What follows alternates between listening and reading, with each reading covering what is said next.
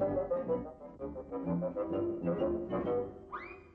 Mr Squiggle, with lots of fun for everyone. He's Mr Squiggle, sing a happy tune.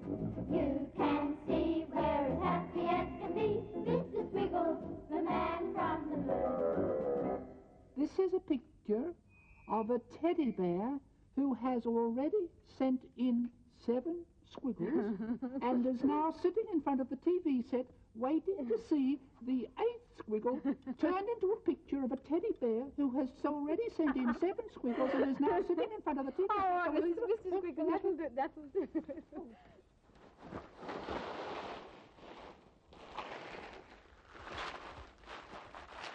This is the original Mr Squiggle.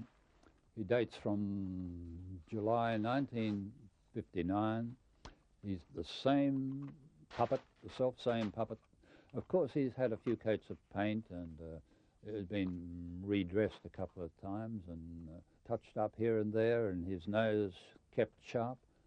But this is the same puppet you saw in 1959. The idea came about because I was a cartoonist and a puppeteer, and I wanted to make a puppet which could also draw. And Mr Squiggle was an experiment, and the experiment worked, much to my surprise, and here he is. I've decided. You've got me all confused. What have you decided? The best way to win at Snakes and Ladders is what? To use an escalator. Oh, Mr Squiggle, only you would think of that. Yeah. We wanted a gentle character, somebody who needed someone to hold his hand and solve his problems for him, and that's how Mr Squiggle came. I try. And don't forget, afternoon tea, 93. Oh, I'd love to, yes. See you there. See you, Mr Squiggle. Bye-bye, Mr Squiggle. Well, yeah, that's Pat, Mr Squiggle. And here we have Pat, Mr Squiggle, Bill Steam Shovel, and I think that's me. Looking very young and trendy. I think it's a really special thing when a family gets to work together. When we were kids, Mum and Dad used us as a sounding board for shows that they were developing and working on, and we would sit there and watch and say what we did enjoy or what we didn't, or what we liked or what we thought should change. And Dad was really good. He'd actually listen to us even though we were only very young. I think this is Squiggle's 21st birthday. We're cutting the cake. It's a family show devised by a family, performed by a family, for families everywhere. And through all those years, Mr Squiggle's adventures have been written by my mum, who's busy with the next batch of 30 scripts.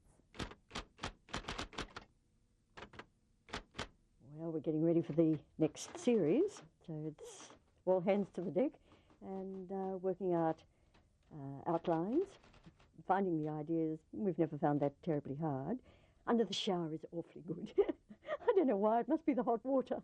It sort of comes down, you know, and you suddenly get out of the shower and you had an inspiration, I suppose.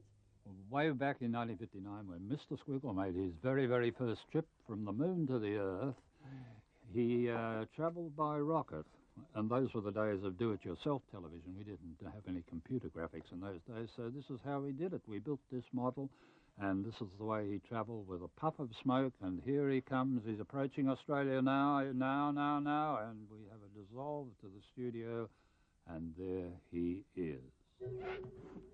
Hello there, Rocket. What's this? Sulking. Oh, Rocket, really, there's one thing I can't stand. It's people who sulk. Come on. That will be enough of that, too. Come on, open up. Rocket, open up. Rocket, I'll get an opener. A tin opener, Rocket. When it was suggested that we put it on for 6 weeks trial period, and I thought, this is terrible. How am I going to keep it going for 6 weeks? 6 weeks, I mean, if they'd suggested I was going to be over for 6 months, I think we would have run 6 miles. But however, they went 6 weeks, 6 months, 6 years, and now, as you know, it's 37 years.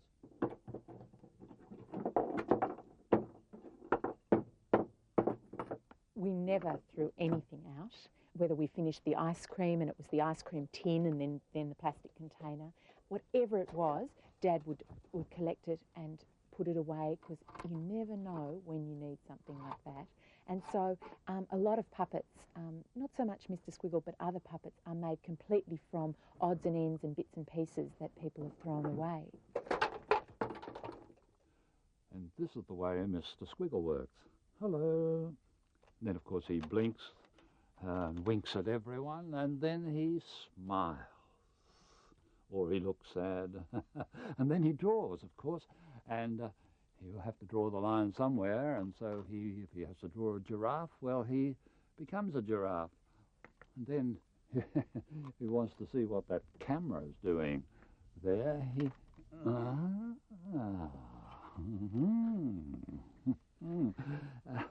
Goodbye. And the other vital part of the Squiggle family is BlackBoard. In those days, everything had to be made and done in a hurry, and BlackBoard here had to be made in a week and finished. And that's why he has only one eye that works. We didn't have time to fix the other one, you see, so that's why ever since he's been very one-eyed. And as I said, he was made in a hurry, so his vocabulary is hurry up. Another one? Yes, another one. And hurry up. Oh, BlackBoard, you do worry me.